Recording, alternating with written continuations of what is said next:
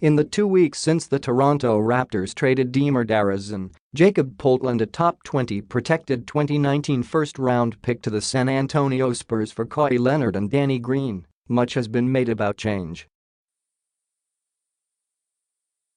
A fresh start for Leonard, renewed hope for the Raptors and an unexpected upheaval for DeRozan.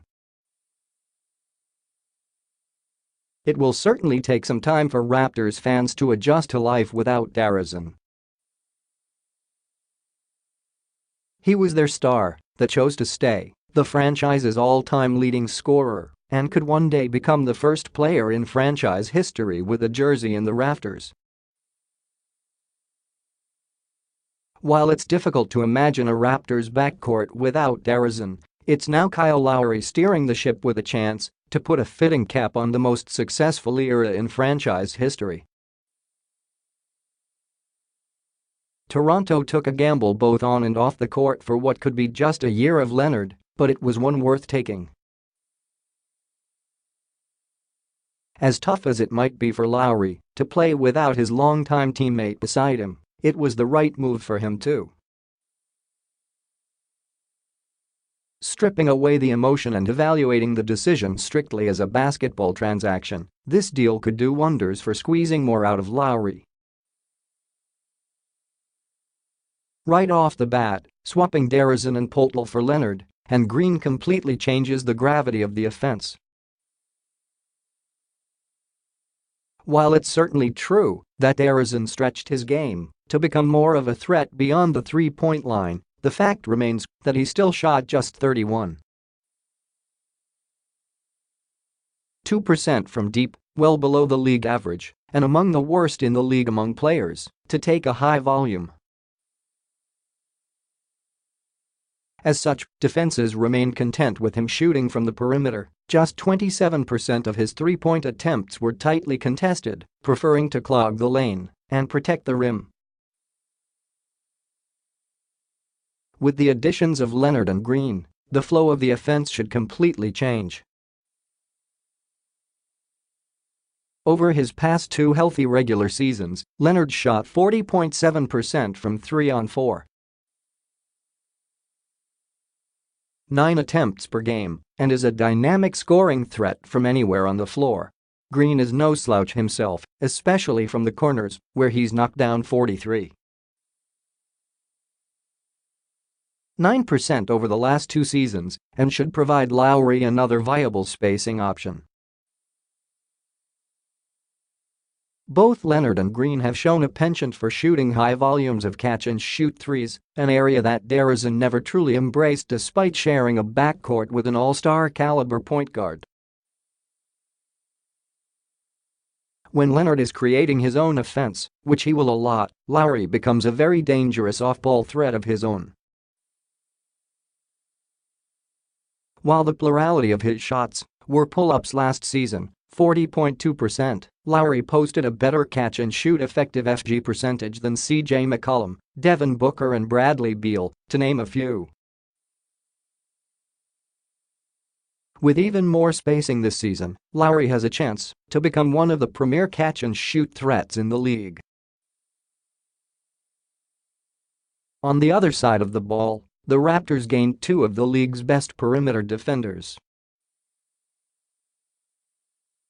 While Green doesn't carry the same level of prestige as the 2-time Defensive Player of the Year, he remains one of the league's more underrated defenders and has ranked inside the top 5 at his position in defensive real plus-minus each of the last 5 seasons. Leonard's reputation as a defensive superstar justifiably precedes him. When healthy, there is no better perimeter defender in the league, and he gives an already stout defense a legitimate chance to be the league's best.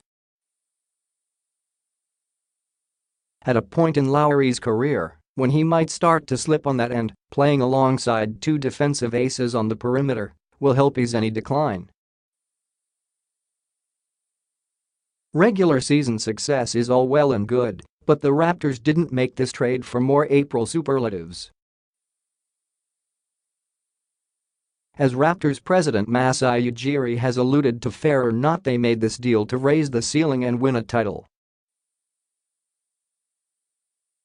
That is where Leonard, the 2014 Finals MVP, makes the biggest difference. In Leonard, the Raptors now have a player that has time and again shown he is among the very best when it matters the most, exactly the type of boost needed for a franchise that's seemingly plateaued. In each of his last 3 postseasons, 2015-17, Leonard scored over 20 points per game and shot at least 42% from 3.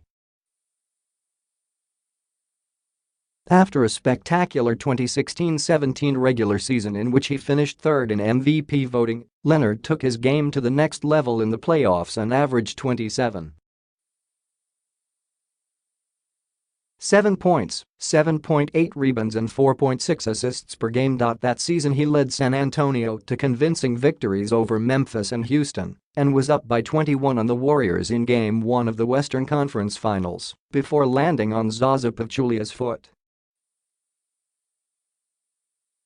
In that moment, Leonard was indisputably one of the 5 best players in the world.